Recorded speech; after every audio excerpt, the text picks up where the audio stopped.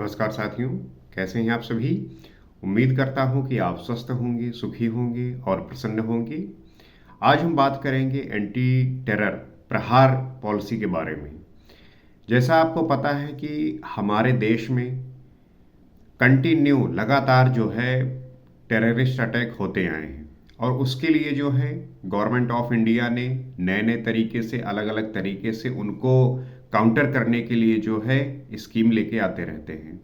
उसी में जो है मिनिस्ट्री ऑफ होम अफेयर्स का जो है ये नई पॉलिसी है प्रहार, जिसमें जो है वो टेररिस्ट को कैसे ख़त्म करना है, टेरर जो हमारे देश में हमारी आम जनता को जो है भयभीत करती है, परेशान करती है, उससे जो है कैसे बचाना है और समय के साथ बदलते टेरर को समझते हुए उसको किस तरीके से टैकल करना है, ये जो है स्कीम इस पे काम करेगी। तो आपको पता है कि 26/11 के बाद जो है चीज़ें बहुत तेज़ी से बदली। हमारे देश में जब ये घटना हुई बहुत ही दुखद थी। उसके बाद जो है गवर्नमेंट ने टेररिस्ट को रोकने के लिए, टेरर को रोकने के लिए, आतंकवाद को ख़त्म करने के लिए अलग अलग तरीके के जो है फोर्स बनाए, अलग अलग तरीके के जो है काम उस पर करना स्टार्ट किया और ये देखा कि समय के साथ जो है अब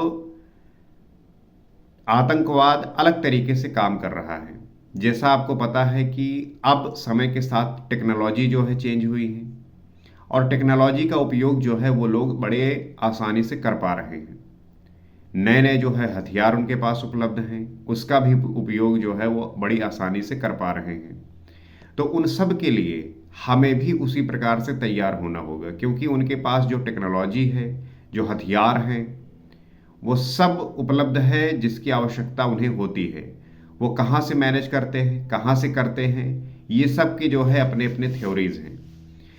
एक हम दो फ्रंट पे लड़ते हैं। पहला फ्रंट ये है कि पहली बात तो आपने ये देखा होगा कि जो दिल्ली ब्लास्ट हुआ था उसमें हमारे देश के भीतर ही ऐसे लोग कुछ विद्यमान हैं, ऐसे लोग हैं जो इस देश को बांटने में, इस देश को जो है नुकसान पहुंचाने में और इस देश को जो है हर्ट करने में वो मंसूबे बनाते रहते हैं। और उनको जो है काउंटर करने के लिए, उनको जो है ख़त्म करने के लिए हमारे यहाँ पर एटीएस, एंटी स्क्वाड जो है, एनएसजी के कमांडोज, ये सब जो है मिलकर काम करते हैं। पहला तो हमें इन फ्रंट पे लड़ना पड़ता है कि हमारे देश के भीतर ही ऐसे बहुत सारे ग्रुप हैं, ऐसे बहुत सारे लोग हैं जो इस प्रकार की विचारधारा लेकर चलते हैं कि किस प्रकार से इस देश को तोड़ा जाए। तो हमें सबसे पहले उनसे लड़ना है। दूसरी बात, जो क्रॉस बॉर्डर जो है लोग आ जाते हैं, जैसे कि पाकिस्तान हो गया, पीओके हो गया, वहाँ पे जो है कुछ ऐसे ग्रुप हैं, आतंकवादी संगठन हैं जो वहाँ पे लोगों को ट्रेन करते हैं। उसके बाद जो है बॉर्डर को क्रॉस करके जो है इंडिया में आते हैं और यहाँ पे जो है वो आतंकवादी गतिविधि करते हैं। पहलगाम का अटैक आपने देखा ही होगा कश्मीर में। तो इस प्रकार की घटनाओं से इंडिया जो है जूझता रहा है, इस प्रकार की घटनाओं को इंडिया ने जो है सहता रहा है।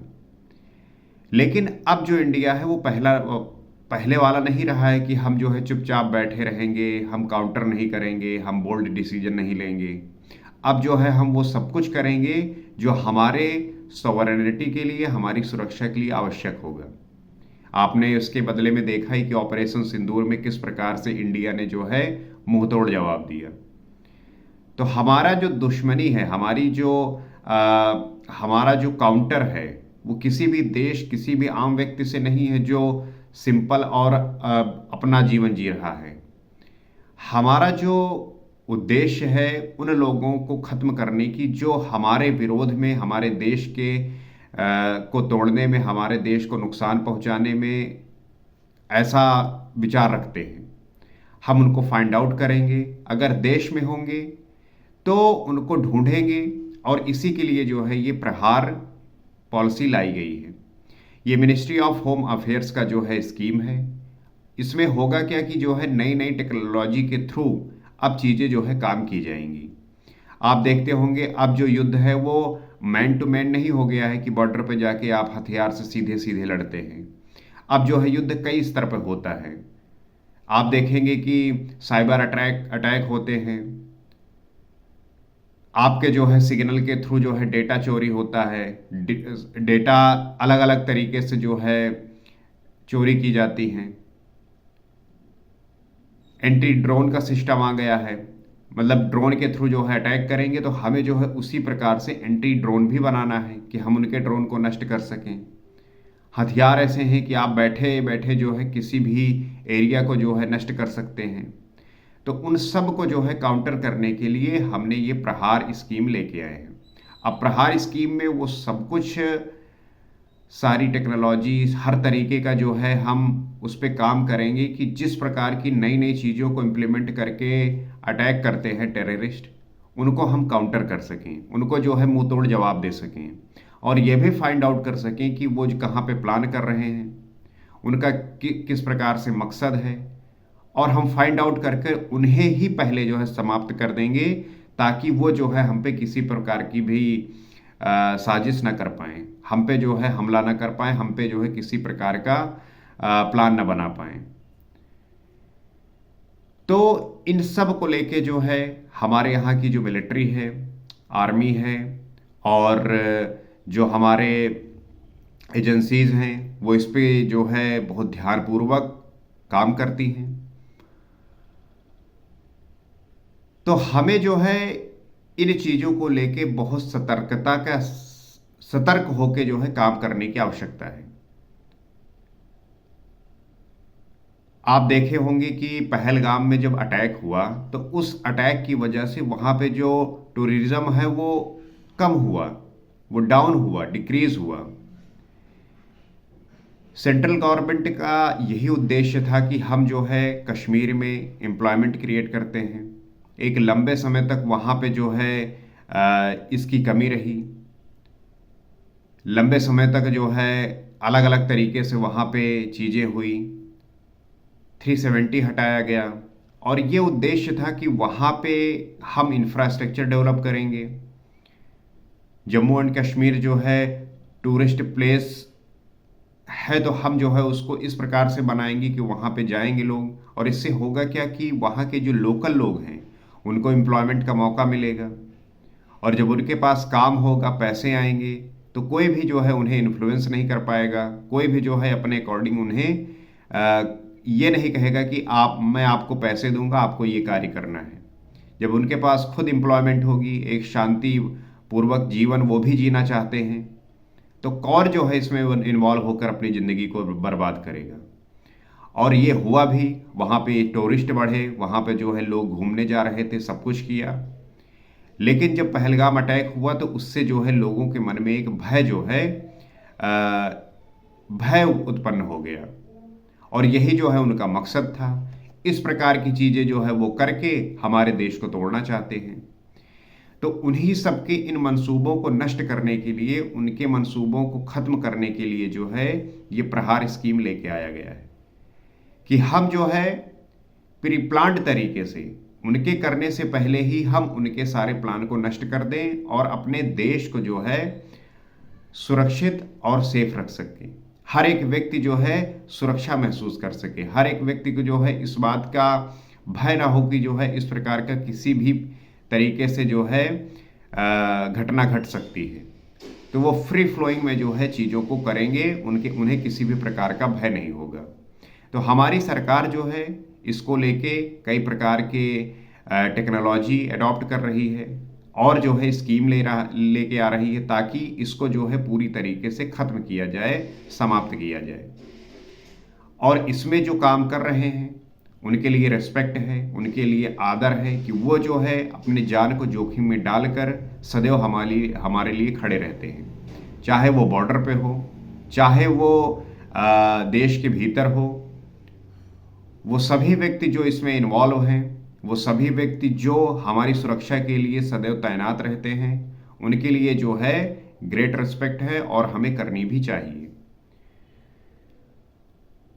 और सरकार भी अब ये बात समझ गई है कि इस प्रकार से काम नहीं चलेगा कि कोई भी क्रॉस बॉर्डर करके या हमारे देश के भीतर ही इस प्रकार का प्लान करके और अपने प्लान को वो एग्जीक्यूट कर दे, ऐसा नहीं होने वाला। उनके खिलाफ जो है सख्त कार्रवाई की जाएगी और जो भी एजेंसीज हैं वो अपना पूरी ईमानदारी से ड्यूटी करते हुए उनको पकड़ेंगे और उनको जो है सजा देंगे। और यही तरीका है किसी भी देश को सुरक्षित रखने की। आप नई नई टेक्नोलॉजी को लेके आइए ताकि एंटी जो टेररिज्म के कॉन्सेप्ट पे सारी चीज़ों को अप्लाई करके उनके खिलाफ हम खड़े हो सकें, उन्हें जो है हम काउंटर कर सकें। क्योंकि मान लीजिए कि उन्हें सपोर्ट करने वाले कुछ ऐसे टेक्नोलॉजी हैं, ऐसे जो है सुपर पावर हैं, तो हमें भी उसी प्रकार से खुद का टेक्नोलॉजी डेवलप करनी होगी ताकि हम उनके सारे जो प्लान हैं उनको जो है समाप्त कर सकें और वो किसी भी प्रकार के इस प्रकार के मकसद में कामयाब ना होने पाए। तो आशा करता हूं कि आप इन बातों को समझ पा रहे होंगे। आपको क्या लगता है? आप जब ऐसी घटना सुनते होंगे तो जाहिर सी बात है कि आपको बहुत दुख होता होगा, और इसके लिए क्या कर सकते हैं आप भी बताइए, ताकि हम साथ में मिलकर इस सिचुएशन को, इस स्थिति को फिर से कभी ना उत्पन्न होने पाए, ऐसा बनाएं और देश को जो है सुरक्षित रख सकें।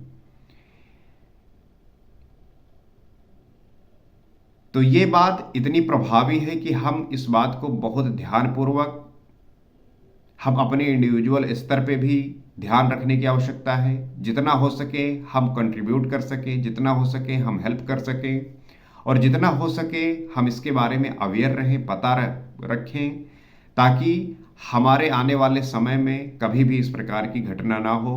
हम, हमारे बच्चे, हमारे आसपास के लोग, हर एक व्यक्ति जो है सुरक्षा महसूस कर पाए।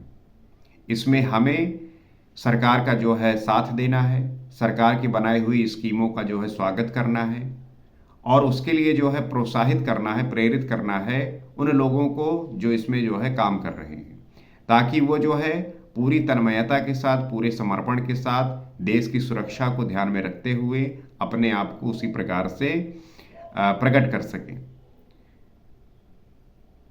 तो इस वीडियो में इतना ही। उम्मीद करता हूं कि आप इस बात को समझे होंगे। आपको क्या लगता है? आप भी जो है शेयर करिए, बताइए, ताकि इन सब बातों को ध्यान में रखकर हम अपने देश को सुरक्षित रख सकें, सेफ रख सकें। जय हिंद।